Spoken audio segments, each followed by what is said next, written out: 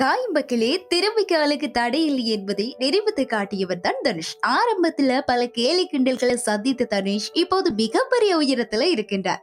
இந்த அடங்காத அசுரனின் அசுர வளர்ச்சி பலரையும் வியந்து பார்க்க வைத்திருக்கிறது. இன்று தனுஷ் தனது 42வது பிறந்த நாளை கொண்டாடுகின்றார். நடிகராக மட்டும் சினிமாவில் நுழைந்த தனுஷ் பாடகர், இசையமைப்பாளர், இயக்குனர், தயாரிப்பாளர் என பல திறமைகளை வளர்த்து கொண்டார். அது மட்டுமா தென்னிந்தியா மொழிகளை தாண்டி ஹாலிவுட் என எல்லா மொழி படங்களையும் நடித்து வருகின்றார்.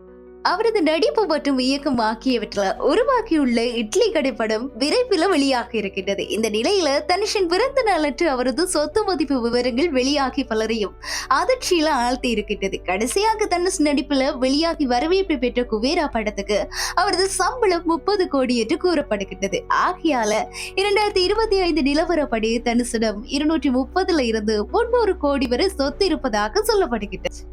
குறிப்பாக போயஸ் கார்டனில் இருக்கும் பிரம்மாண்ட பங்களா மட்டும் கிட்டத்தட்ட 180 கோடியாம். இது தவிர ஆழ்வார்பேட்டையில மற்றொரு வீடு தனுஷ் பேர்ல இருக்கிறது. ரேஞ்ச் ரோவர் ஸ்பேட், Bentley Continental, Flying Spur, Mercedes Benz X class, Audi போன்ற கார்கள் தனுஷ் கைவசம் இருக்கிறது. குறிப்பாக 7 கோடி மதிப்பிலான ரோல்ஸ் ராய்ஸ் கோல்ட்ஸ் காரையும் தனுஷ் வைத்திருக்கிறாரா. மேலும் பண்டர் பார்க் பிலிம்ஸ் தயாரிப்பு நிறுவனம் மூலமாகவும் தனுஷ் படங்களை தயாரித்து வருகின்றாரா. இன்னும் தனுஷ் பல வெற்றி படங்களை கொடுக்க வேண்டும் என்று அவரது பிறந்த நாளில ரசிகர்கள் வாழ்த்து கூறுகின்றார்கள். உங்களுக்கும் தனுஷ் நடித்த படத்துல எந்த படம் பிடிக்கும் என்றது கமெண்ட்ல சொல்லுங்க. இந்த வீடியோ பிடிச்சிருந்தா லைக் பண்ணுங்க, ஷேர் பண்ணுங்க.